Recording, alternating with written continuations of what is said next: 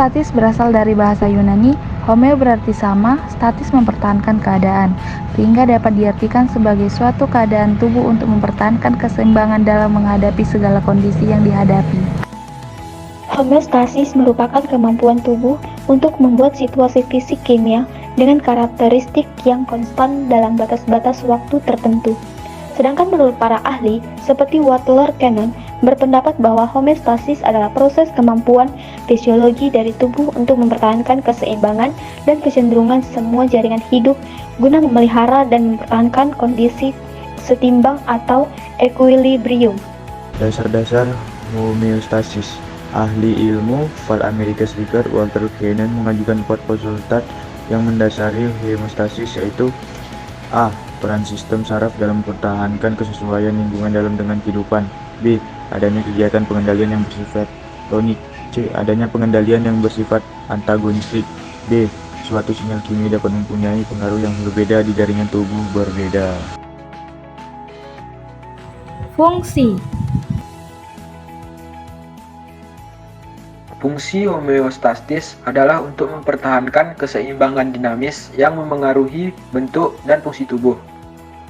Sistem pengendalian tubuh yang berperan dalam homeostatis adalah sistem saraf, hormon yang disekresikan oleh kelenjar endokrin, sistem imun. Sistem pengendalian tubuh harus memiliki kemampuan untuk mendeteksi perubahan lingkungan internal tubuh, menginteraksikan informasi perubahan tersebut dengan informasi lainnya yang relevan, melakukan penyesuaian yang tepat. Contoh homeostatis dalam tubuh manusia adalah menjaga suhu tubuh pada 37 derajat Celcius. Suhu tubuh yang ideal ini memungkinkan enzim manusia untuk bekerja dengan optimal. Tubuh melakukan beberapa upaya untuk menjaga suhu tubuh tetap normal, seperti berkeringat, pori-pori kulit terbuka, jantung berdebar cepat. Tujuan homeostasis.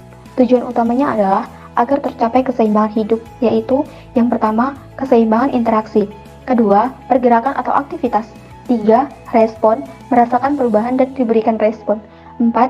Pencernaan, mencerna makanan, diserap oleh tubuh. 5. Metabolisme, reaksi kimia yang diperantaraikan oleh sistem endokrin. 6. Ekresi, membuang zat sisa. 7. Reproduksi atau regenerasi. 8. Pertumbuhan. komponen lengkung dan refleks. Komponen lengkung refleks. Komponen dari lengkung refleks meliputi bagian dari sel saraf atau neuron, yaitu satuan kerja utama dari sebuah sistem saraf yang berfungsi mengantarkan impuls listrik yang dibentuk dari adanya satu stimulus atau rangsangan dari luar. Sel-sel saraf tersebut antara lain: yang pertama, sel saraf sensorik, yaitu sel saraf yang berfungsi untuk mengantarkan impuls dari reseptor ke sistem saraf pusat, yaitu otak atau encephalon dan tulang sumsum belakang atau medula spinalis. Yang kedua, sel saraf motorik, yaitu sel saraf yang berfungsi mengirimkan impuls dari sistem saraf pusat ke otot atau kelenjar yang dihasilkan berupa tanggapan tubuh terhadap rangsangan. Mekanisme umpan balik negatif dan positif.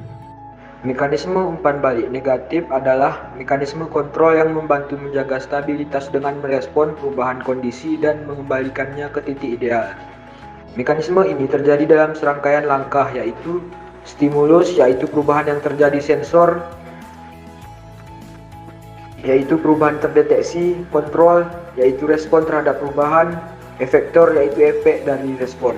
Contoh mekanisme umpan balik negatif adalah pengendalian kadar glukosa darah dalam tubuh. Ketika kadar glukosa darah terlalu tinggi, pankreas akan mengeluarkan insulin. Dan ketika kadarnya terlalu rendah, pankreas akan mengeluarkan glukon. Mekanisme umpan balik negatif berbeda dengan umpan balik positif yang dapat menyebabkan ketidakstabilan. Mekanisme umpan balik positif adalah proses yang memperkuat respon tubuh terhadap rangsangan. Mekanisme ini terdiri dari 4 langkah, yaitu stimulasi, penerimaan, pengolahan, aktivasi, stimulus lebih lanjut. Saat melahirkan, kepala bayi menekan serviks yang merangsang otak untuk melepaskan hormon oksitosin menyebabkan kontraksi rahim yang mendorong bayi ke arah serviks dan memperkuat kontrak rahim. Saat tubuh terluka, trombosit darah akan aktif dan mengaktifkan protein yang terlibat dalam pembekuan darah. Peningkatan ini menyebabkan luka tersumbat dan pendarahan terhenti.